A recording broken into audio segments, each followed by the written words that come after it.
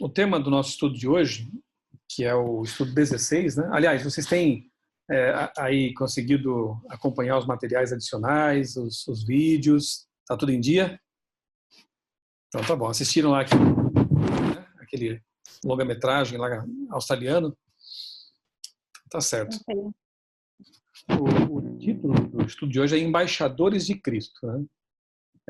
Eu gostei que na oração da Juliana ela falou assim, para que nós possamos passar adiante, né, o que estamos estudando, e é isso mesmo, essa é a ideia, né? Aprender para compartilhar, como diz a Bíblia, de graça recebestes, de graça dai, né? Aquilo que a gente recebe de Deus, a gente tem que passar adiante. E como há pessoas precisando dessa esperança, né? Há muita gente, pode parecer que não, porque a gente vive num país cristão, né? Supostamente cristão, né? Mas há muita gente que nunca ouviu falar da volta de Jesus, por exemplo, ainda, né? Há muita gente que não sabe, por exemplo, que a Bíblia é um manual dietético, né? Que ensina uma dieta saudável, um estilo de vida muito melhor, né? Mais leve, que prolonga a vida e dá mais qualidade à vida também. Muita gente não sabe que existe na Bíblia uma determinação em relação ao dia de guarda, né? Um dia de repouso, que graças a Deus alguns aqui já estão experimentando, né? Que é o Shabat, né? O dia de não é só um dia, o fim de semana, não, é um dia realmente para você ter mais qualidade mesmo, né? Espiritual, física. É aquele dia para você buscar a Deus com mais profundidade. Nós costumamos ir à igreja, né? Nesse dia, parte dele pela manhã, pelo menos o Tadeu e a Regina já experimentaram isso, né? Foram lá na igreja do Morumbi. O pastor Ronaldo ficou bem feliz ali de tê-los recebido. Então, podemos passar mais tempo com a família, né? Enfim, é um dia de restauração, um dia que comemora a criação do mundo, né? O memorial da criação. Muita gente não sabe disso. E alguns até sabem, mas de forma distorcida, né? Acham que isso aí já não vale mais, né? E perdem a bênção. Desprezam o presente de Deus, né? Enfim, muita gente não sabe de muita coisa que a gente já aprendeu aqui nesses estudos, né? E aí guardar para nós mesmos é um tanto egoísta, né? O ideal realmente é que nós partilhemos. E quando nós ensinamos os outros, quando nós compartilhamos com os outros aquilo que a gente sabe, a gente aprende mais ainda. E a gente é abençoado por Deus nesse processo. Eu tenho dito a vocês e repito que eu sou grandemente abençoado quando me reúno com vocês aqui, quando conversamos sobre a palavra de Deus e eu saio renovado. A minha fé sai renovada. Quando a gente vê pessoas sendo transformadas pelo poder do Evangelho, isso reafirma em nós mesmos, né? A certeza de que o Evangelho tem poder, de que a palavra de Deus tem poder. Então, cada um de vocês aí, para mim, é uma evidência viva de que realmente a palavra de Deus é poderosa. Isso que nós estamos fazendo um estudo aqui à distância. É a primeira vez, não, é a terceira vez, que eu já dei outros estudos assim, usando esse recurso, né? Mas é muito recente isso. Nesses 30 anos que eu tenho de adventismo, eu sempre ministrei estudos pessoalmente, né? Indo à casa das pessoas, algumas vindo à minha casa, né? Geralmente eu vou acompanhado com a minha esposa. Então, vejam, mesmo usando a internet, o Espírito Santo não tem limites, né? Ele está aí com vocês neste momento, está lá com o Newton no carro dele, enquanto ele, né, se aproxima de casa, está ali no apartamento antigo, novo, do André e da Júlia, né? Está aí com vocês. E essa barreira, que poderia ser uma barreira, não existe, né? Porque ele nos aproxima, mesmo estando cada um na sua casa. Isso é maravilhoso. E como eu disse, é uma evidência, né, de que realmente Deus existe e de que a palavra dele é poderosa. Porque o que temos feito aqui simplesmente é o quê? Estudar a palavra de Deus, né? Ler os textos, né? E a palavra inspirada de Deus, ela é transformadora. E o tema de hoje, então, fala de embaixadores e embaixatrizes de Deus. Ou seja, uma vez que nós compreendemos quais são os mandamentos de Deus, o que Ele quer de nós, da nossa vida, a gente percebe claramente que nós não somos daqui. O nosso reino não é deste mundo. Nós somos aqui peregrinos, né? Estamos aqui, eu não quero usar uma expressão que parece um tanto espiritualista, mas é mais ou menos isso, nós estamos aqui de passagem, né? Mas entendam no contexto bíblico, né? Estamos caminhando aqui rumo a Canaã celestial, que é a nossa pátria verdadeira. O nosso rei não é daqui, o nosso rei é o rei eterno, né? Que vai trazer para nós a capital do universo após o milênio. Lembra desses estudos, né? Então, como somos, o conceito de embaixadores, embaixatrizes, eu acho perfeito, porque o que é um embaixador? É aquela pessoa que está num país estrangeiro a serviço do seu país. Ele tem uma casa, ele tem, né, a sua morada ali, tem os filhos que estudam em colégios daquele país, mas ele não é daquele país. Ele lembra disso constantemente, porque ele está ali a serviço do país que o enviou. Então a ideia é essa, né? Nós estamos aqui como embaixadores, embaixatrizes de Deus. Por quê? Porque nós estamos aqui defendendo os interesses do nosso Deus. Então, toda e qualquer oportunidade que tivermos, né, nós devemos procurar levar essa mensagem de esperança às pessoas. Nós devemos viver os valores, os princípios do reino de Deus aqui neste mundo. É fácil? Não, não é, porque esse mundo está todo torto, né? Está totalmente na contramão daquilo que Deus quer para as pessoas. Mas, é como eu tenho dito, né, ser cristão é ser verdadeiramente contracultural. A verdadeira contracultura é ser cristão. Alguns aí acham que são contraculturais, mas na verdade estão marchando, seguindo a correnteza deste mundo, né, de pecado. Ser um cristão de verdade, e aqui eu falo, enfatizo de verdade, porque tem muita gente que acha que é cristã, mas a gente percebe que na verdade não está vivendo os valores do reino de Deus, né? Então, ser um cristão de verdade é ser de fato contracultural, é ir numa direção oposta, né? E não fazemos isso por vaidade ou para querer ser os diferentões, né? É que naturalmente ser como Jesus, seguir o exemplo de Jesus, vai nos tornar diferentes, mas que essa diferença atraia em vez de repelir, né? Eu costumo, eu penso assim, né? Será que quando eu chego em algum local as pessoas têm prazer em estar perto de mim, de me ouvir, né? Ou eu sou aquele crente chato que quando chega as pessoas saem correndo, né? Então, eu penso que quando Jesus chegava em algum local ali, a algum local, as multidões se aglomeravam para ouvi-lo. Então, o desejo que a gente tem é de ser assim também, né? De que as pessoas gostem da nossa companhia, que elas gostem de nos ouvir falar, né? Daquilo que temos para falar. E eu creio que isso só é possível quando nós estamos realmente nos aproximando de Jesus e sendo semelhantes a Ele. Porque Jesus era tolerante, era receptivo, era tolerante com as pessoas, receptivo com as pessoas, mas não com o pecado delas, né? Ele as recebia para transformá-las. Isso que é o diferencial, né? Bom, vamos lá então. Começar com Romanos, eu vou pedir que a Regina leia então Romanos capítulo 12, quer estrear sua Bíblia Andrews, novinha aí? Parabéns pela aquisição, né? Essa Bíblia é muito boa, a Bíblia de estudos, né? É a Bíblia das melhores Bíblias de estudo, a Bíblia Andrews. Eu vi que você comprou a capa de couro aí, vai durar muito tempo, então, até a volta de Jesus, que ela é bem, bem forte. Ô, louco! Romanos 12, 9 a 21, tem bastante versos aí. Eu vou pedir para o Tadeu ler Romanos 13, verso 8. Depois, eu vou pedir que a Valéria leia para nós. Deixa eu ver aqui.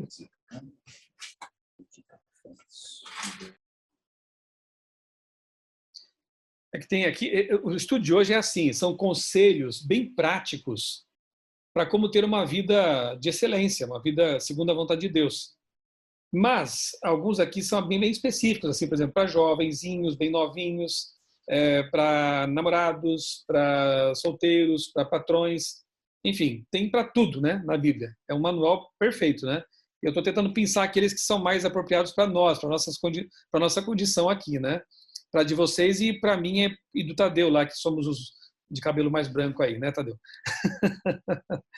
Vamos lá. Então, para Valéria, é Gálatas 5, 22, 23. Juliana. Desculpa, é Gálatas? Gálatas 5, 22 e 23. Ah, tá. Juliana, Mateus 28, 19 e 20. E o Newton vai escutando lá no carro, né? Atenção no áudio, mas na estrada também. E a Júlia, Atos 2, 47. André, Malaquias 3, 10 e 11. Vamos ficar com esses aqui por enquanto, né? Primeira rodada de textos aí.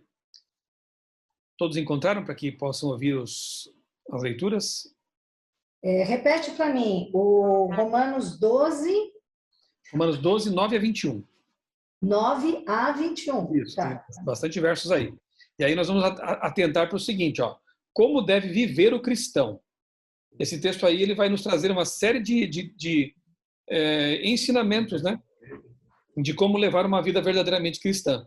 Claro que, em essência, se eu fosse resumir tudo, como vive o cristão? De modo semelhante ao de Cristo, porque o nosso nome vem dele, né? Cristãos vem de Cristo. Então, devemos... Aliás, eu não sei se eu já falei aqui, mas não custa repetir, né? Inicialmente, a palavra cristão era um apelido pejorativo, que foi dado aos cristãos, se eu não me engano, na Macedônia. Porque era tipo assim, esses caras ficam falando o tempo todo de Cristo, esses cristãos aí, né? No fim das contas, com o tempo, esse nome se tornou honroso até, né? Porque eu sinto orgulho de ser chamado de cristão, porque isso quer dizer que eu sou um seguidor de Cristo, né? Então, como vive o cristão? Sempre imitando Jesus. Mas vamos ver o que o apóstolo Paulo diz aí nesses versos, tá? Romanos 12, 9 a 21.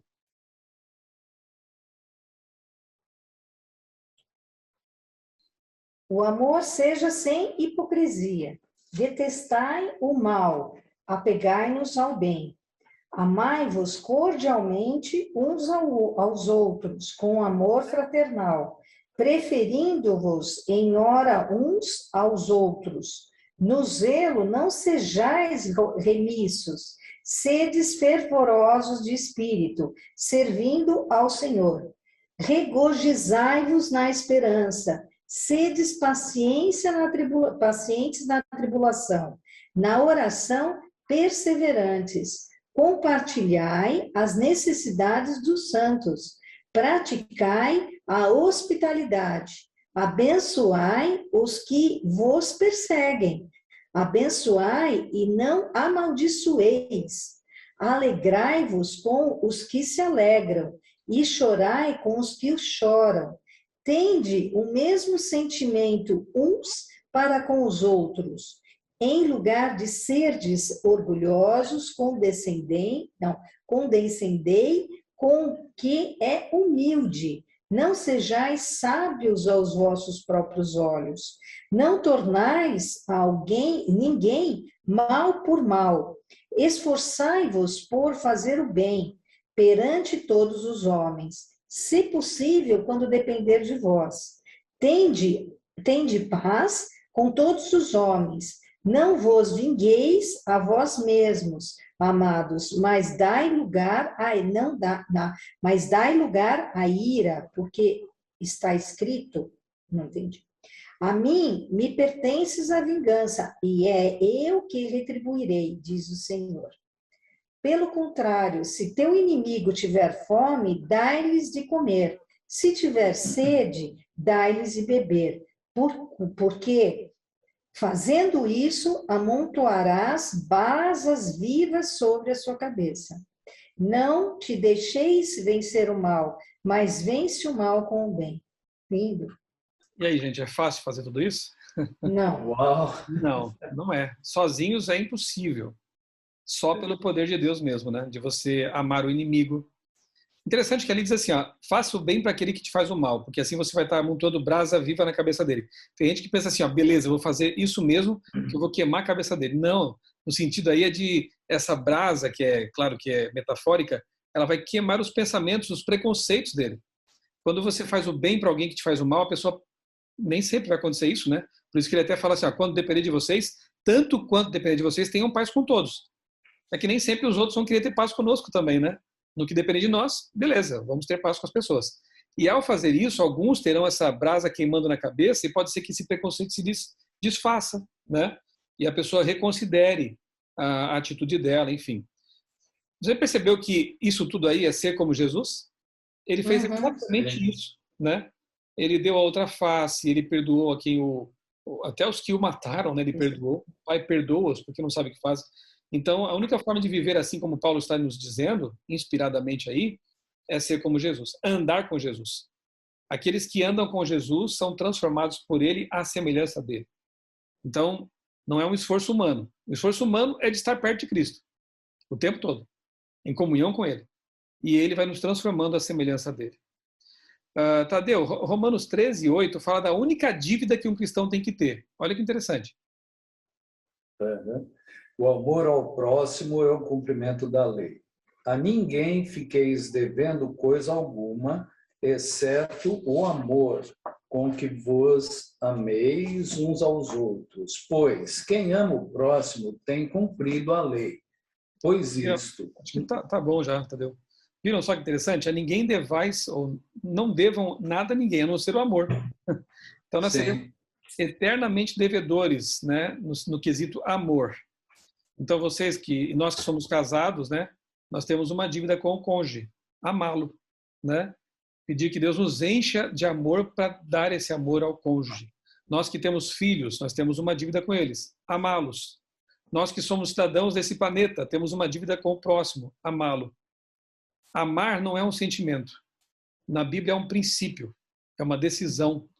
E esse amor vem de Deus, né? Porque diz ali em João, 1 João 4:8, né? Aquele que não ama não conhece a Deus, porque Deus é amor. Se eu quero ter o amor verdadeiro na minha vida, eu devo buscá-lo da fonte. E essa fonte é Deus.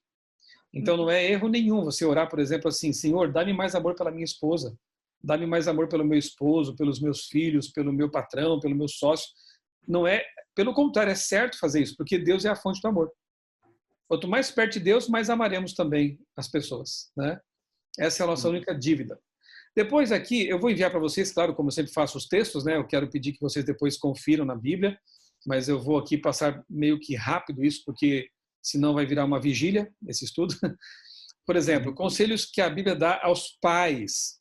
Tem um texto lá em Efésios 6, muito interessante, que diz assim: ó, pais, não irritem os vossos filhos. Olha só. Então é aquele desafio de ser amorosos, disciplinadores também, né? E não colocar cargas que vão desanimá-los, irritá-los, né? É fácil? Não. Isso não vem com manual, né? Mas com a ajuda de Deus, tudo sempre se torna mais fácil, né? Então, pais, não irritem vossos filhos. Filhos, a Bíblia diz assim, ó, que se sujeitem, respeitem. E tem um mandamento também, né? Honrem os pais. Então, não importa a idade, nem quem sejam os nossos pais, nós devemos honrá-los, né? E respeitá-los. Claro, respeitá-los até o ponto de, digamos que um pai ou uma mãe forçasse um filho a desobedecer a Deus. Aí Deus está acima de tudo, né? Está em primeiro lugar. Mas a honra aos pais é devida também por parte de um cristão. Empregados, ela fala que tem que ser fiéis, bons trabalhadores, corretos. Patrões não devem explorar seus empregados, pagar um justo salário, né? Ser corretos, a Bíblia fala disso também. Maridos, lá em Efésios 5:25 fala assim, ó, Paulo diz assim, ó, maridos, amem a sua esposa. E para as esposas, o mesmo Paulo diz, respeitem o seu marido. Por que vocês acham que na Bíblia a ordem para amar é dada só para os homens? Para a mulher, Paulo não disse, ó, mulheres, amem o marido. Não é interessante? Mas para o marido tem essa ordem aí, amem a mulher, a sua esposa. Qual é a teoria de vocês? Eu sou meio suspeito porque eu vi boa parte da live de ontem. Se a gente deve transformar, atualizar a Bíblia. Não vai. Olha, eu falo por mim assim, ó, a gente percebe que a mulher ela tem uma inclinação mais natural para o amor, né? Por ser mãe, enfim, né? O homem acaba sendo meio turrão às vezes, meio tosco, né? Nessas coisas, né? Então eu vejo que a ordem para o marido ela faz muito sentido, né? Porque dizer para uma mãe, para uma mulher de verdade, né? Amar é quase que uma redundância, né? Então da mulher Deus pede o respeito, né? Aquela submissão que alguns não entendem, acham, quer dizer que a mulher tem que se submeter ao marido como se fosse um rei? Não. O que a Bíblia diz é sujeitai-vos aos vossos maridos como ao Senhor. Se o marido for um marido tão bom para a mulher quanto é Jesus para nós, tenho certeza que essa mulher vai reconhecer esse marido, vai respeitá-lo, né? Vai compreender a sua liderança como sacerdote da família, como diz, né? O conceito bíblico, né? Tem muito machista que se vale desse verso só da primeira parte dele e deixa de lado a última. Que eles falam assim, tá vendo? A mulher tem que se sujeitar ao marido. Mas ele esquece que o final do verso diz como ao Senhor. E como que o Senhor amou a igreja? A comparação é essa. Ele deu a vida por ela.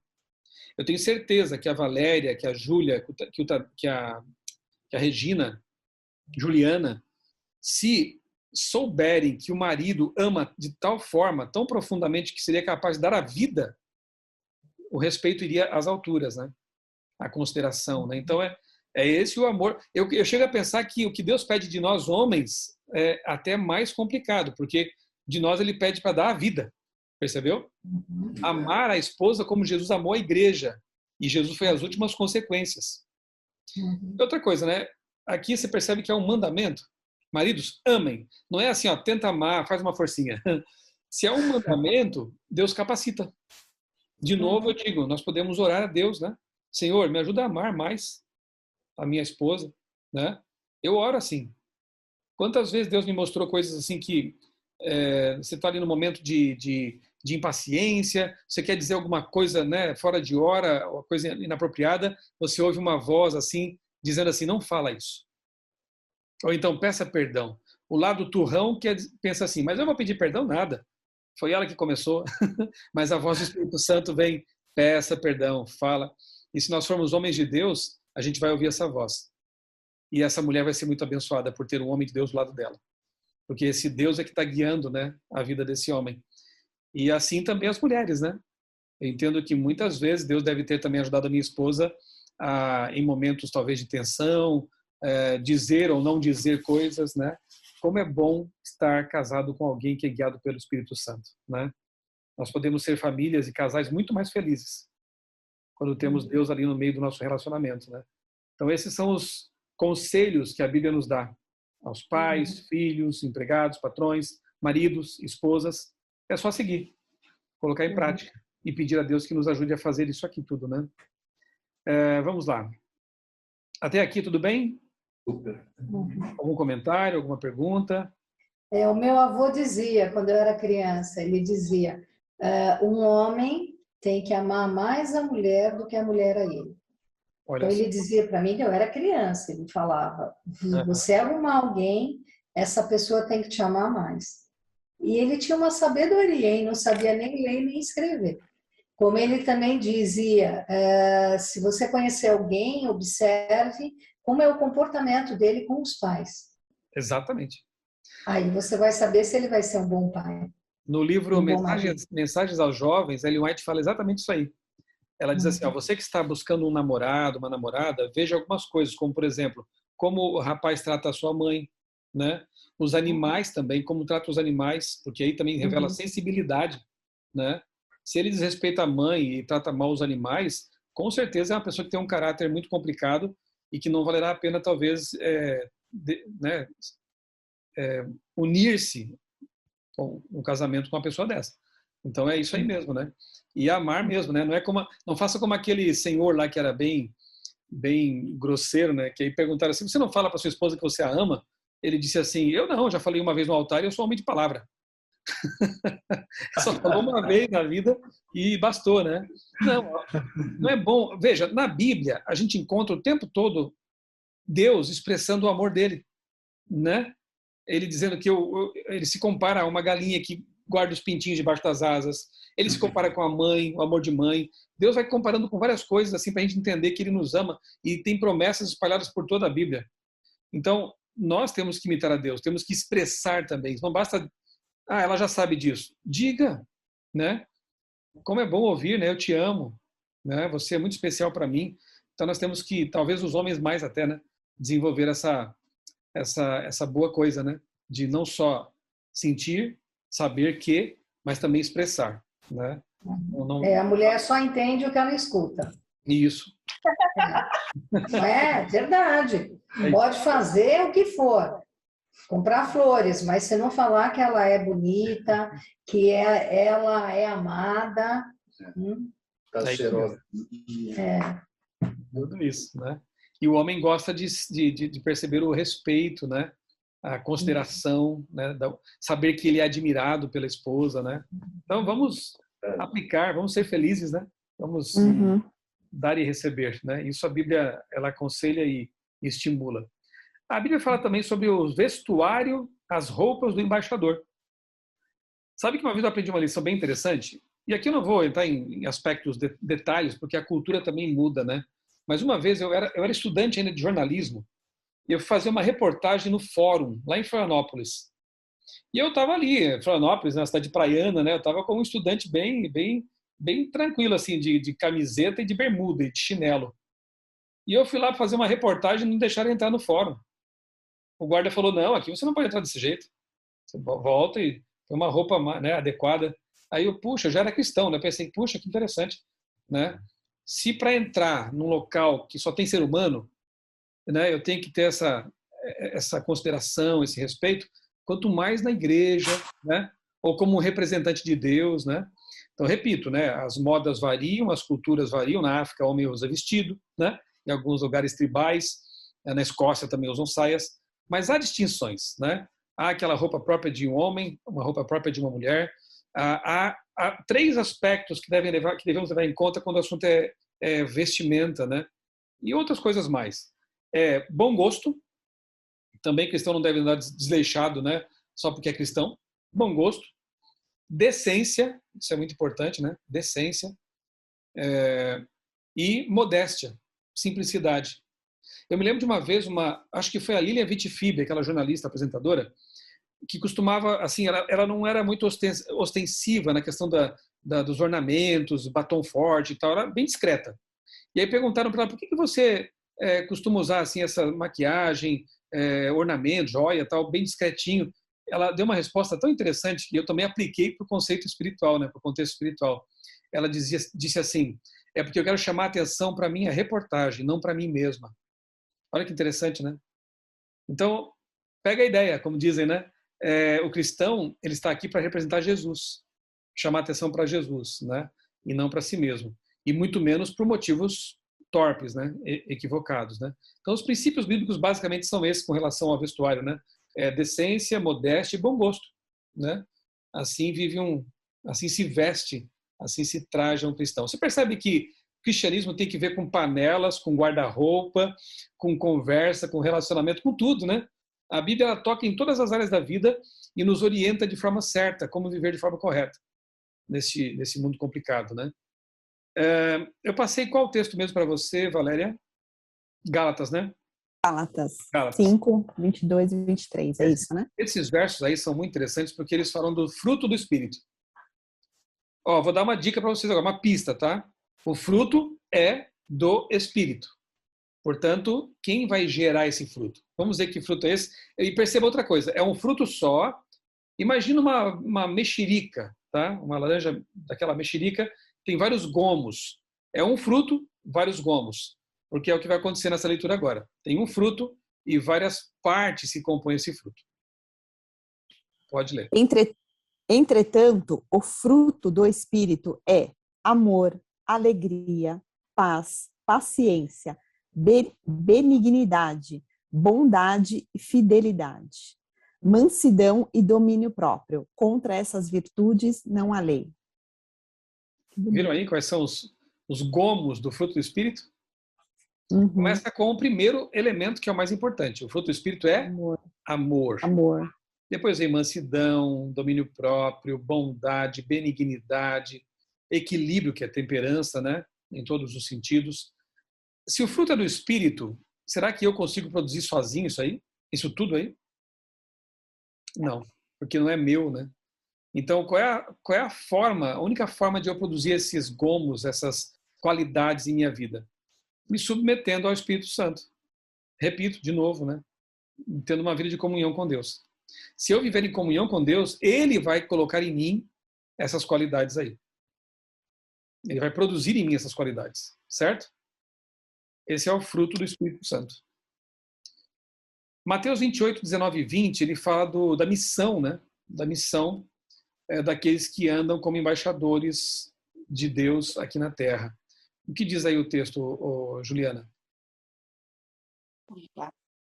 Portanto, vão e façam discípulos de todas as nações, batizando-os em nome do Pai, do Filho e do Espírito Santo, ensinando-os a obedecer a tudo o que eu lhes ordenei. Eu estarei sempre com vocês, até o fim dos tempos. Amém. Que promessa linda, né?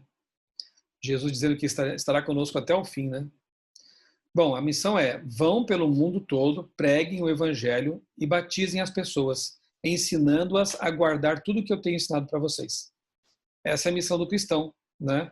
Ter esse senso de missão, de falar, de pregar, de anunciar, para que as pessoas possam ter a oportunidade de serem batizadas em nome de Jesus, né? Em nome do Pai, do Filho e do Espírito Santo. Muito bem, essa é a nossa missão. Atos 2:47 fala da igreja, né? E de que Deus ia acrescentando à igreja as pessoas que iam sendo salvas. Olha que texto interessante. Lê para nós, Júlia. Louvando a Deus e tendo a simpatia de todo o povo. E o Senhor lhes acrescentava todos os dias os que iam sendo salvos. Então, as pessoas que iam sendo salvas, alcançadas pelo Evangelho, eram levadas para onde? Para o povo de Deus, para a igreja, né? Então, como diz o verso aí, todos os dias Deus ia acrescentando à igreja aqueles que iam sendo salvos. Então, a igreja ela foi criada por Deus, é uma ideia divina, né? Para ser justamente uma espécie de hospital. Eu gosto desse conceito, sabe? A igreja não é um museu de santos, ela é um hospital para doentes, né?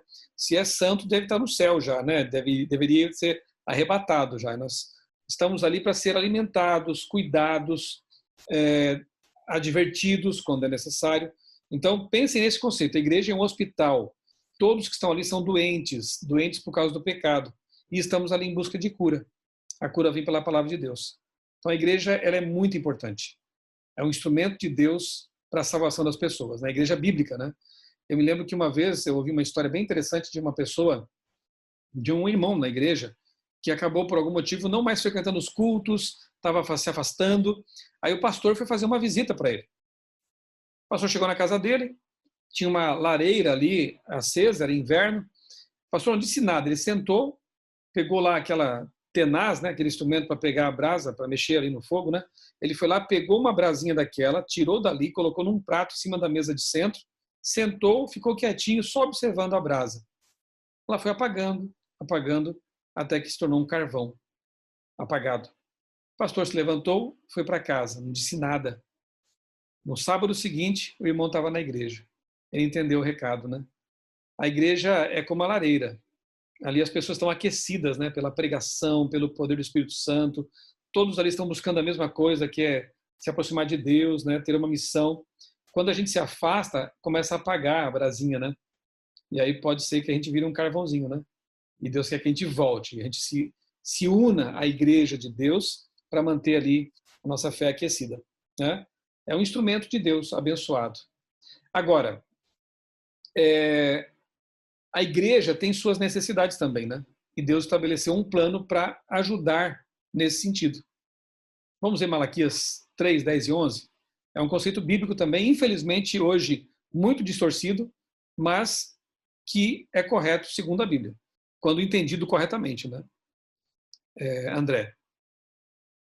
Tragam o dízimo todo ao depósito do templo, para que haja alimento em minha casa. Ponham-me à prova, diz o Senhor dos Exércitos, e vejam se não vou abrir as comportas dos céus e derramar sobre vocês tantas bênçãos que nem terão onde guardá-las. Impedirei que pragas devorem suas colheitas, e as videiras nos campos não perderão o seu fruto, diz o Senhor dos Exércitos. Interessante esse texto, né? Deus se coloca à prova, aí você percebeu? Faça isso e eu prometo que vou fazer isso também. Antes de eu comentar as distorções, deixa eu só dizer umas coisas. O dízimo existe desde os tempos do Antigo Testamento.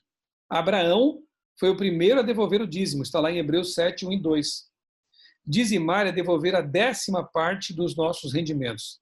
Isso está em Levítico 27, no contexto lá do santuário também, né, do templo de Israel. Em reconhecimento ao Deus que nos dá condições de adquirir o que temos. Obviamente que Deus não precisa de dinheiro, pois Ele é o dono do universo, mas Ele estabeleceu o dízimo para a manutenção do ministério, está em 1 Coríntios 9, 13 e 14, para que a obra dele possa ser levada avante aqui na terra. Como eu disse, né, infelizmente é um conceito que tem sido muito deturpado. Criou-se aí a chamada teologia da prosperidade. Infelizmente, muitas igrejas neopentecostais abraçaram, né, esse tipo de conceito. Aqui é o seguinte, olha, se você der até mais de 10%, né, tem gente que coloca até mais aí, traga para Deus que Deus vai te dar em dobro. Não é isso que Deus promete, né? Os discípulos eram fiéis, mas morreram pobres, né? A bênção não quer dizer só material, pode ser saúde, pode ser paz no coração, que é uma coisa que é assim, não tem preço, né? E pode ser também prosperidade material para quem Deus entender que pode ter, né? Se Deus entende que eu, Michelson, não saberia lidar muito bem com riquezas, Ele não me dá. E eu sou feliz por isso. É como diz Paulo, sejam gratos com aquilo que Deus lhes deu, né? Deus vai fazer prosperar aqueles que podem ter um coração generoso para ajudar mais pessoas, né? Que poderão ser uma bênção. Enfim, nós temos que confiar em Deus e na soberania dele. Ele nos dá aquilo que é necessário para a nossa vida, para a nossa manutenção, e temos que ser gratos. O que não quer dizer que não possamos ter boas ambições, claro que não, né? Mas sempre colocar nas mãos de Deus. O plano do dízimo ele é justo porque ele é proporcional. Então, quem tem pouco vai devolver pouquinho. Quem tem muito, devolve mais, né? Ele é proporcional. E não significa uma barganha, não é porque eu estou devolvendo, o verbo é devolver, não é nem dar. Dar é oferta, né? Que vem daquilo que é meu. Devolver é aquilo que pertence a Deus. O conceito bíblico é de que isso pertence a Deus. Ele pediu. Lá no Antigo Testamento era para os sacerdotes, no Novo Testamento é para o ministério. Então, por exemplo, os pastores, né, eles têm... não é o meu caso porque eu sou um pastor um pouco diferente, eu trabalho numa editora. Então, o meu salário vem da editora, né? Mas os pastores de tempo integral que trabalham em igrejas, em distritos, no nosso caso como adventistas, eles não têm outro trabalho. Eles dedicam 24 horas ao ministério. 12, né? Porque também dorme um pouquinho. Mas ele dedica o tempo todo, o tempo integral ao ministério. Então ele tem que ter uma fonte de provento, né? E ela vem do dízimo, né? Que é basicamente para esse tipo de finalidade. Na nossa igreja, pelo menos, é assim. Mas, repito, né? A ênfase nunca está na questão da prosperidade material, porque não é isso que Deus promete. Ele promete abençoar, sim. E eu tenho visto isso em minha vida nesses 30 anos, realmente, como Deus tem sido fiel para comigo, né? Nunca deixou faltar nada. Eu comecei esse projeto, né, esse plano com Deus, quando eu era universitário e ganhava meio salário mínimo. Eu era bolsista lá na Federal de Santa Catarina. E quando eu entendi esse plano de Deus aí, eu comecei a devolver o dízimo, né? Impressionante, parecia assim que no fim do mês ia acabar a comida, eu tinha que pagar o aluguel da República onde eu morava, comprar comida, comprar os livros, né? E tinha meses que parecia assim que ia acabar tudo, eu ia ficar sem comida, né? Mas na hora certa aparecia um trabalho extra, um bico, né, como a gente fala, né? E assim, eu fiquei até mal acostumado, amigos, eu confesso a vocês, porque Deus nunca me deixou faltar. Ele até provou minha fé em alguns momentos, mas nunca deixou faltar. Então hoje eu confio em Deus. Quando alguma coisa fica meio apertada, tenho 3 filhos, né? E nem sempre é tão fácil equilibrar assim, o orçamento, mas quando as coisas começam a ficar um pouco apertadas, eu só digo assim para minha esposa, não se preocupe, porque o meu sócio é o Criador do universo. E, graças a Deus, nunca faltou nada. Deus é fiel. Deus é fiel. Então, é uma pena que tenha havido tanta deturpação, tantas pessoas que, infelizmente, exploram a boa vontade das pessoas, né? Mas Deus um dia vai tomar conta, assim, vai pedir contas, né? Desses que fizeram essa deturpação, né? É curioso que muita gente fala assim, né? O sábado foi abolido porque está lá no Antigo Testamento. Aí eu pergunto, e o dízimo também foi? Porque também está no Antigo Testamento. Não, o dízimo não foi. Você vê que parece que há um interesse aí, né? Uma coisa meio estranha. Eu particularmente, com essa parte do dízimo, né, e igreja, assim, eu encaro ela muito como dogma, sabe? Independente que você fala que está na Bíblia, tudo, é uma das partes que me incomoda muito, porque participar, assim, por exemplo, de uma igreja, né, vamos dizer assim, de uma religião, tem essa parte, né? E muitas das vezes, como você falou que foi deturpado, né, você se sente a obrigação, né, de dizimar, mas não com essa sabedoria, por exemplo, de devolver o que é de Deus. Entendeu? Assim, fico bem incomodada, porque parece que é assim, vou falar meio leiga, uma obrigação, entendeu? Porque parece que você não está fazendo por Deus, entendeu? Quando você entra numa igreja, você se entrega assim, às vezes dá essa impressão. Inclusive, se não for por amor, se for por obrigação, Deus nem quer. A Bíblia fala assim, Deus ama quem dá com alegria, né? Se não for uma coisa que você entendeu realmente, porque não é questão de igreja, é questão bíblica, né? Se você não entendeu o princípio real, é melhor que nem faça, porque não pode ser uma coisa com peso, né? Puxa, mas que pena, isso aqui eu podia comprar tal coisa, né? Não, a gente tem que entender assim, poxa, isso aqui vai beneficiar o ministério, pessoas vão ser salvas. A nossa igreja, por exemplo, que é uma igreja mundial, né? Não é uma igreja congregacional. Deixa eu explicar um detalhe para vocês. que isso também me impressionou quando eu me tornei adventista, né? Eu posso ser pastor de uma igreja com 1.000 membros aí em São Paulo, como tem, né, igrejas nossas bem grandes aí. Ou então de uma igrejinha lá do interior com 50 membros. O meu salário vai ser o mesmo daquele pastor da igreja de 1.000 membros. Porque a nossa igreja é uma igreja mundial, não é congregacionalista, ou seja, o que acontece que também gera muitas vezes esse tipo de ganância. Tem pastores de igrejas congregacionalistas que são assim independentes, que quanto mais membro tiver, mais ele vai ganhar. Entendeu? Porque mais dízimo vai ter na igreja dele. Então acaba sendo uma tentação isso aí, né? No nosso caso, repito, né, não existe isso. Por quê? Porque o salário é o mesmo. Os pastores lá do Nordeste, lá do Norte, lá do Sul, vão receber o mesmo salário aqui no nosso país. O que muda, às vezes, são alguns auxílios. Por exemplo, pastores que trabalham lá na Amazonas, ele não tem nem carro, ele anda com lancha. Ele vai ter um auxílio maior para combustível, gasolina, que vai usar naquelas lanchas, né? Pastores que moram num local como São Paulo, que tem igrejas que ficam talvez muito distantes, né? O auxílio para combustível poderá ser um pouco maior. Tem essas diferenças em relação ao local onde a pessoa vive, né? Mas o salário ali básico é o mesmo. Não vai haver diferença, né? Então isso aí eu acho que é uma coisa bem interessante. É um projeto, assim, uma forma, né, de gerir esses recursos sagrados bem interessante. Mas a Juliana falou muito bem. Se isso não for partir de um entendimento da pessoa bíblico e não for feito com amor, não tem sentido, né? Agora, eu comparo, e não precisa nem comparar, né? Porque a Bíblia fala que isso, que o dízimo é santo, né? É como o sábado. Veja bem, você tem 6 dias na semana para você fazer as suas tarefas, seu trabalho. Deus pede só um, que é o 7º dia. Então, o sábado é santo, ele é separado para uma finalidade específica. Quer ver um exemplo assim bem fácil de entender? Agora, neste momento, o que vocês acham? Eu estou usando o tempo de Deus ou o meu tempo para dar esse estudo bíblico? Tempo de Deus. Será? Mas hoje não é sábado? É o seu tempo. Mas Eu é o estou seu usando... tempo e o tempo de temos, Deus. né?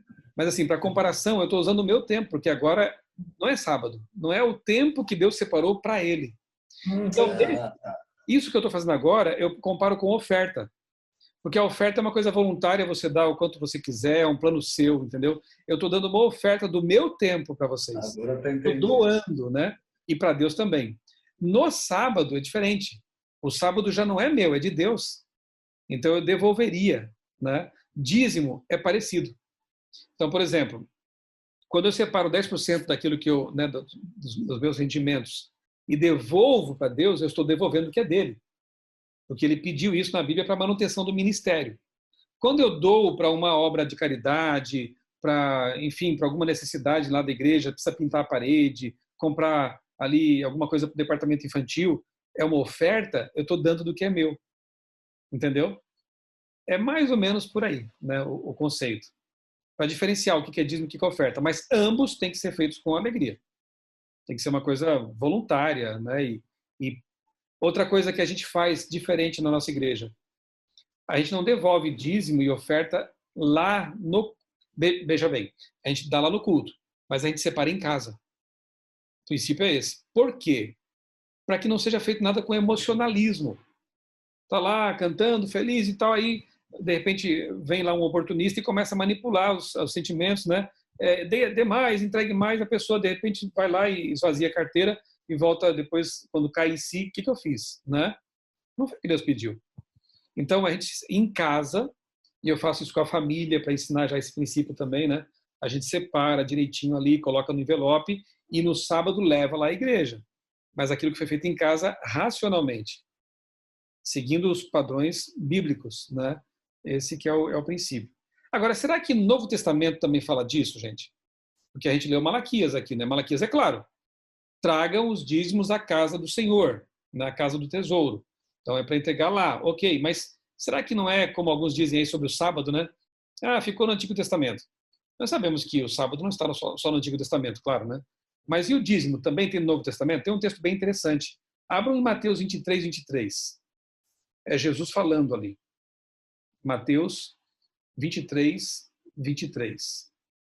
Eu vou pedir depois que o Tadeu leia Salmo 37, 25. Salmo 37, 25.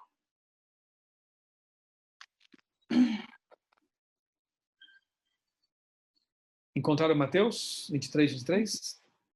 Alguém quer ler? Um voluntário? Eu leio, que eu já estava nele. Tá, ok. Ai de vocês, mestres das leis, mestre da lei e fariseus, hipócritas. Vocês dão o dízimo da hortelã, do endro e do cominho, mas têm negligenciado os preceitos mais importantes da lei: a justiça, a misericórdia e a fidelidade.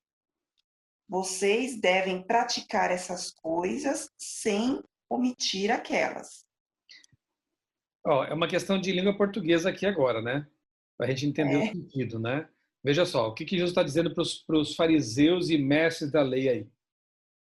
Lembra que na antiguidade especiarias, né, temperos eram caros, né, tinham valor. Então, por isso que fala aí o dízimo do endro, do cominho, né? Eram mercadorias que tinham valor. Resumindo, Jesus está dizendo assim, olha, vocês são hipócritas porque vocês devolvem direitinho o dízimo, mas não estão fazendo o que é mais importante. Não amam, não são misericordiosos, né, com as pessoas. De que adianta dar o dízimo e ser uma pessoa maldosa? Uma pessoa que não tem amor? Vocês deveriam fazer essas coisas sem deixar de fazer aquelas. Como é que você entende essa frase? Jesus está negando ou até afirmando a questão do dízimo? Afirmando, né? Mas não excluindo uma não basta só, né? Tem uma importante a ser zelada e isso não pode, é o pacote completo ali. Isso, perfeito, é um combo, né? É isso aí. Ó, Jesus está falando duas coisas, né? Está falando do dízimo e do amor, da misericórdia, da bondade, da compaixão. Aí ele diz, isso aqui é mais importante. Vocês tinham que fazer isso aqui, sem deixar de fazer aquilo lá. Ou seja, não é porque você agora, mas eu já amo, eu já tenho misericórdia, então não preciso mais dizimar. Não é isso que ele disse, né? Você tem que fazer as duas coisas. Mas fazer uma sem a outra, especialmente fazer uma prática, né, religiosa ali, um mandamento de Deus, sem ter o amor no coração, a bondade e a misericórdia, não tem sentido nenhum. Aí é legalismo. É quase querer comprar o céu por obras. E a gente já sabe que não funciona assim. A salvação é pela fé. Então, temos uma passagem do Antigo Testamento e temos aqui uma do Novo Testamento em que o próprio Jesus está referendando, você percebeu? Está autorizando a devolução do dízimo, ao dizer, façam isso, mas não deixem de fazer aquilo, o que também é importante, né? Então, assim, devolver o dízimo, na verdade, é um privilégio. É uma alegria saber que parte dos nossos recursos, é um pouquinho de um pouquinho do outro, um pouquinho do outro, ajuda a manter pastores e missionários em seu trabalho sagrado. Deus nos colocou neste mundo como administradores dos recursos que Ele nos deu. Alguns falam que em 4 T's, né? São o tempo, então dedicar tempo para Deus também, é uma doação, é uma oferta. Estamos fazendo isso agora, né? Templo, este aqui é o templo do Espírito Santo, é o corpo. Então, aquilo que eu faço com o meu corpo também é uma oferta a Deus. Cuidar bem do nosso corpo, né? Tesouros, aí entra os nossos recursos financeiros. Então, vejam, é tempo, desculpa, esqueci de um, que é talentos. Usar nossos talentos para Deus. Então, lembra assim, são os 4 T's. Tempo, talentos, tesouros, faltou algum? Tempo, talentos, templo, que é o corpo, e tesouros. São os 4 T's da administração sábia da vida, né? E a verdade é que os maiores beneficiados somos nós. Ao administrar os recursos que Deus nos dá e partilhar o que temos e somos, aprendemos o que é desprendimento, prevenimos a ganância e aprendemos também a confiar em Deus e a gerenciar melhor a vida. Gente, eu já vi tanto isso. Pessoas que usam 100% do que ganham e não prosperam. E gastam à toa as coisas, né? E pessoas que ficam com 90% e esses 90% eles parecem que são multiplicados. Parece não, são, né? Porque Deus ele abençoa mesmo, né? São multiplicados e nunca falta. Então, é um aprendizado de desprendimento. É como o sábado. Poxa, mas eu vou dedicar o sábado para Deus, eu vou perder meu emprego, eu vou ganhar menos. Experimenta para ver o que vai acontecer. Deus, ele é o Criador, né? Ele vai abençoar. E aí está a prova de fé verdadeira. Por que você faz isso? Porque está na palavra de Deus. E eu creio na palavra, e eu creio no Deus da palavra, e eu vou fazer o que a palavra diz. E você vai experimentar as bênçãos. Ou você confia em Deus ou não. Olha o que diz Malaquias. Façam prova de mim, se eu não vou abrir as janelas dos céus e derramar bênçãos sobre vocês. Eu posso falar de carteirinha. 30 anos de experiência. Funciona, né? E aí, gente? Faltou aqui o Salmo 37, 25, né? Tadeu, Salmo 37, 25. O que vocês entendem desse verso? Vamos ver. Fui jovem e já estou velho, e nunca vi um justo abandonado, nem seus descendentes mendigando o pão. Que bonito, né? Salomão está dizendo aí, ó, que o salmista está dizendo aí, né, que, olha, eu fui jovem, já estou velho, e nunca vi um justo, aquele que vive segundo a vontade de Deus, mendigar o pão. O pão vai ser certo. Aquilo que nós precisamos para viver, Deus garante, Ele promete. Talvez não vá nos dar aí 1 milhão na conta, mas as necessidades fundamentais e básicas Deus promete suprir para todos nós, né? Que bom saber disso.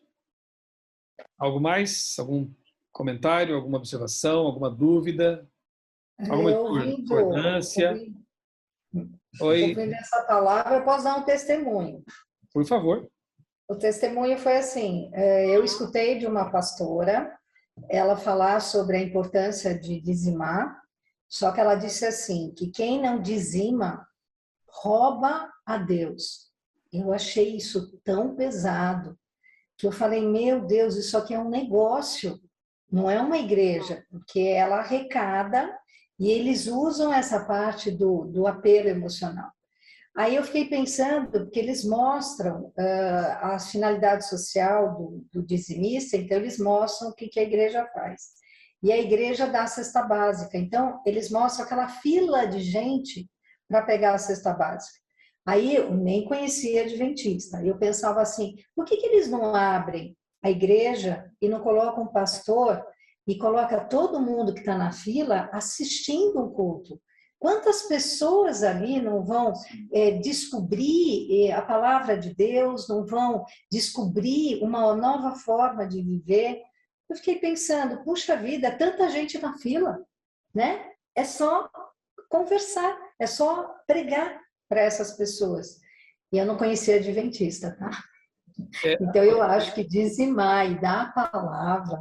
Você acabou de expressar o que Jesus disse, né? Se referindo a Deuteronômio, né? Nem só de pão viverá o homem, mas de toda a palavra que sai da boca de Deus, né?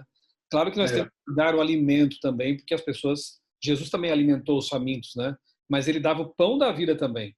Porque o que adianta a pessoa ter o estômago cheio e não ter esperança da vida eterna, da salvação, né? Aí é que entra a diferença. A igreja não é só uma agência de assistência social. Cruz Vermelha faz melhor que a igreja, convenhamos, né? E outras entidades fazem melhor. A igreja também tem essa função social, claro. Em outras frentes também, né? Nós temos, por exemplo, na nossa igreja, o projeto Quebrando o Silêncio, que é um projeto bem bonito, que tem que ver com a questão da violência, do abuso, né? A ideia é quebrar o silêncio, para denunciar, falar, orientar. Todo ano a gente tem uma semana que a gente dedica a essa temática. Nós temos o mutirão de Natal, cestas básicas também. Nós temos o projeto Vidas por Vidas, que é a doação de sangue. Então, de quando em quando, os jovens adventistas, adultos, vão lá para os hemosques, né, para os hemocentros, né, hemosque é Santa Catarina, os hemocentros, para doar sangue. É uma missão, né? Só que o que a gente procura fazer também nesses momentos, né? Como disse a Regina, falar do Evangelho. Leva um livro junto, prega, convida para ir à igreja, né? Tem um texto de Ellen White, Regina, que eu acho muito bonito, do livro Beneficência Social. Ela tem um livro dela só sobre essa questão da beneficência social, o aspecto social da religião. Ela diz assim, ó, que Jesus, ele se misturava com o povo, como alguém que queria o bem deles. Então ele alimentava, curava, atendia as necessidades primárias. Mas depois de conquistar a confiança deles, do povo, ele dizia, siga-me, ou segue-me, né? Se faltar o segue-me, é só assistencialismo. Mas se não houver também assistência, aí é falta de misericórdia, de bondade. As duas coisas têm que andar juntas, né? Oferecer o pão e o pão da vida. Por isso que Jesus falou, não é só de pão que o homem vive, mas de toda palavra que sai da boca de Deus. Agora, deixa eu só dizer uma coisa, Regina, talvez você vai achar meio forte também, mas eu acho que em Naum, de fato, há um texto que diz que aquele que conscientemente, sabendo do que está na Bíblia, não devolve o dízimo, está roubando a parte de Deus mesmo. Esse texto existe. Mas tem que ser bem compreendido, né? Não pode ser usado agora como uma forma de manipular as pessoas para dizer, ó, você vai ser, Deus vai te punir por causa disso, né? Deixa eu comparar com uma historinha. Certa vez tinha um mendigo ali pedindo esmolas, né? E passou por perto um senhor e ele viu que no bolso dele havia 10 moedas. Na verdade, essa história aqui eu costumo usar para o sábado, mas eu acho que eu posso aplicar também para cá. Ele tinha 7 moedas. E aí ele pensou, bom, eu vou guardar uma moeda para eu voltar de ônibus, uma moeda dá, e eu vou dar 6 para ele. Ele deu 6 moedas e o mendigo percebeu que tinha ficado com uma no bolso. E ele deu um jeitinho de ir lá e roubar aquela moeda. Isso se aplica mais ao sábado. A outra, da questão da ganância, né, em relação às coisas de Deus, é de um garotinho que ganhou do pai dele 2 moedas. Uma é para ele comprar sorvete, a outra é para ele dar lá na igreja, como oferta. O garotinho estava indo para a igreja e ele tropeçou e deixou cair uma moeda e caiu lá no bueiro. Aí ele, puxa vida, caiu a moeda de Deus, caiu no bueiro.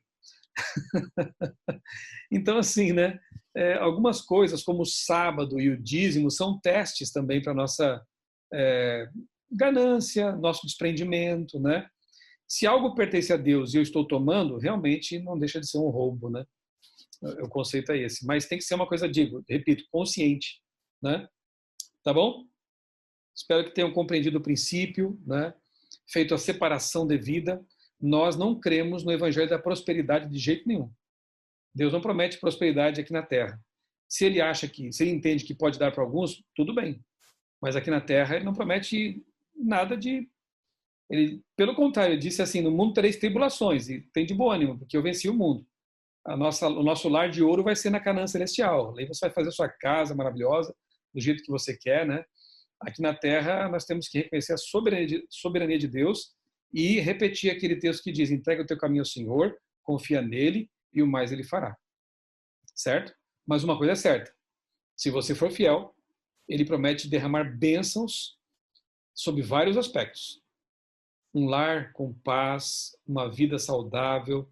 Olha, não gastar dinheiro com remédio em farmácia já é uma bênção tremenda, né? Por ter uma vida saudável segundo os princípios da Bíblia. Ter uma família feliz, que bênção, né? Maior que essa, né? E se Deus achar que pode ser também, por que não, né? Ter prosperidade financeira para abençoar outras pessoas também. Certo? Tanta coisa hoje, né? Assim vive o embaixador de Deus, né? Preocupado com os interesses do reino de Deus aqui na Terra. Posso ler para vocês a decisão que temos que tomar hoje? Pode. Ou alguém quer comentar mais alguma coisa? Tá, então eu vou ler. Decido colocar minha vida em conformidade com as recomendações bíblicas, pedindo a Deus forças para fazer isso, para viver como um verdadeiro embaixador do céu, e decido também contribuir com a obra de Deus na terra por meio da devolução do santo dízimo e de minhas ofertas voluntárias, dando-as com alegria e com amor. É uma decisão, repito, como eu sempre tenho dito, entre vocês e Deus, né?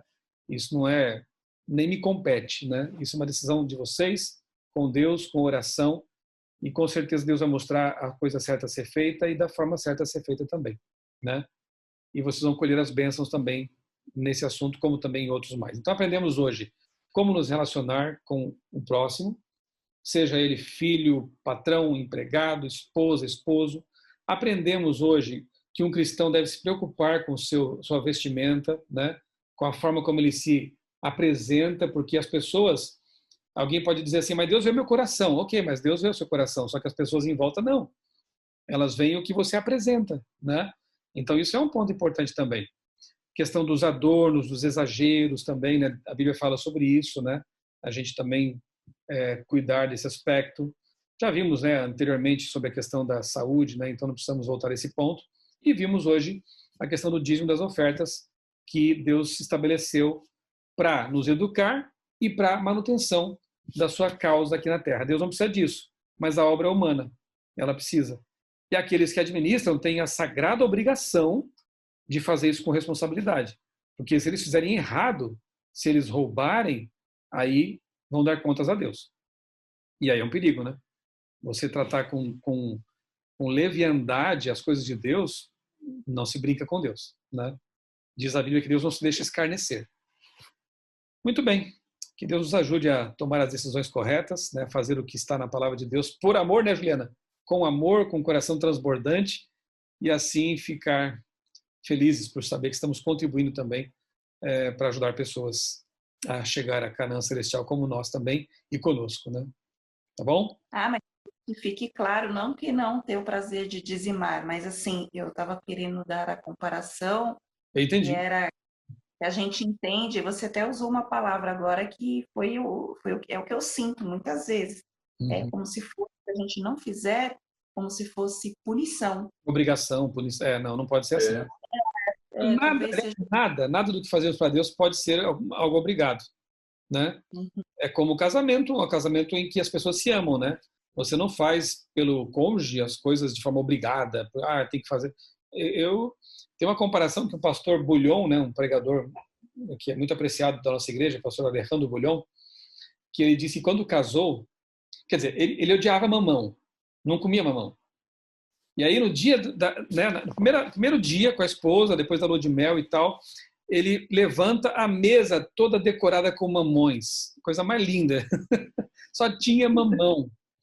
E ele pensou assim, meu Deus, eu amo tanto essa mulher, ela fez isso com tanto carinho, eu vou comer esses mamões. E comeu bastante, né?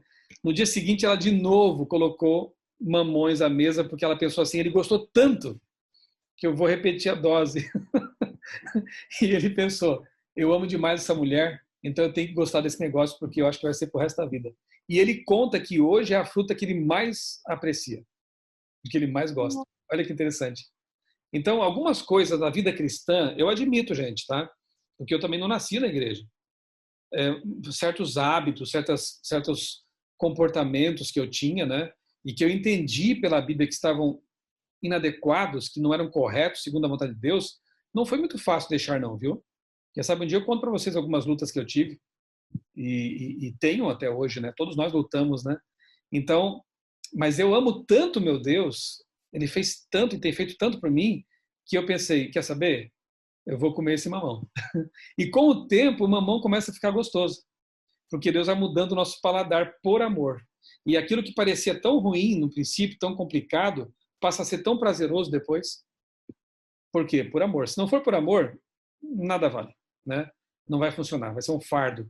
Mas se for por amor, aí sim, dá certo. Vamos orar? Eu falo assim, eu tenho um testemunho também para dar, até tenho que falar isso, que eu acho importante que com a nossa caminhada, assim,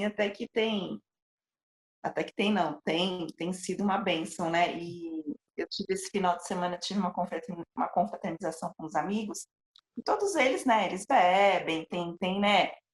E assim, e aí eles pediram a bebida, tudo, e a gente fez assim, aí eu perguntava assim pro garçom, não alcoólica, né? A mesma coisa, mas eu quero um suco. Eu quero uma coisa assim, né? Então, assim, eles não me deixaram de amar tão menos ou tanto, né? Porque eu tenho meu compromisso com Deus, né? Então, assim, as coisas, elas caminham de um modo que, né? Deus prepara, né? Deus vai fazendo devagarzinho, né? Que bom, que bonito. Então, tomei meu drink.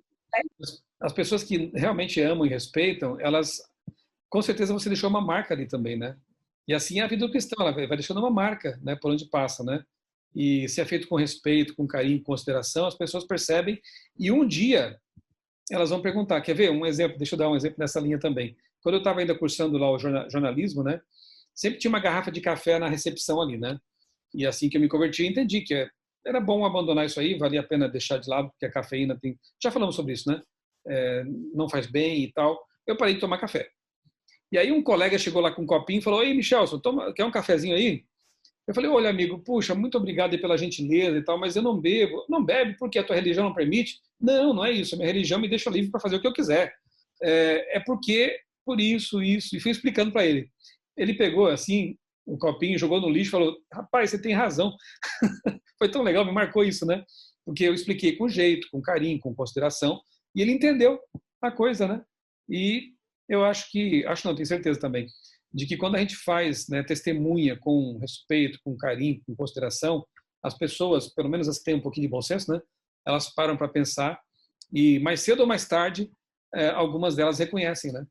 Então, que bonito, Juliana, o que você fez, né? Realmente, com certeza, deixou uma marca ali na vida de muitas pessoas, né? Você foi uma embaixadora de Deus, né? Uma embaixatriz de Deus, né? Muito bom. Vamos Posso só comentar? Opa, sim, claro. Rapidinho.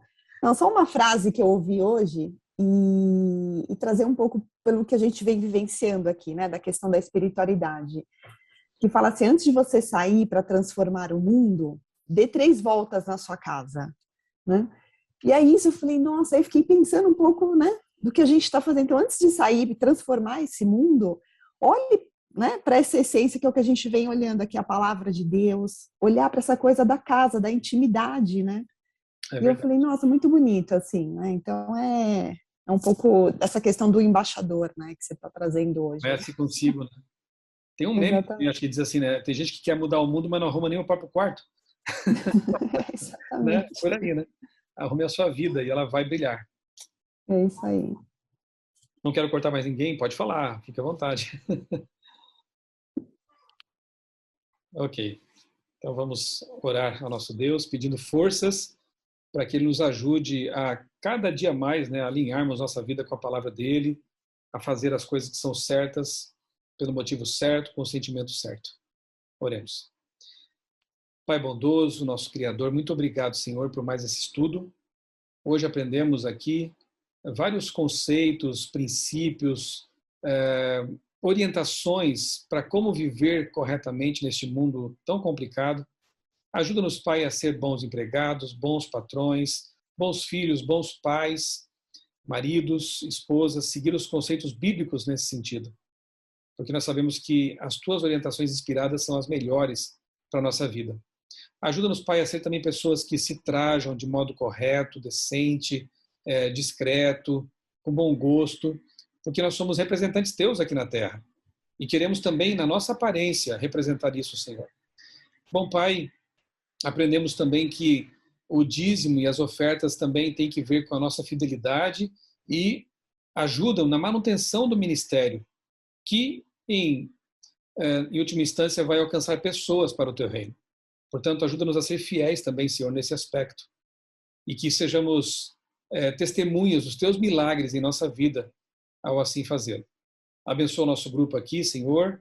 Continua conduzindo cada um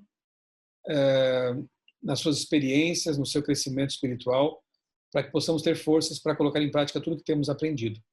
Dá-nos, ó Pai, uma boa noite de descanso agora e permanece sempre conosco, é o que nós pedimos e agradecemos em nome de Jesus. Amém. Amém. Boa noite, gente. Foi um prazer.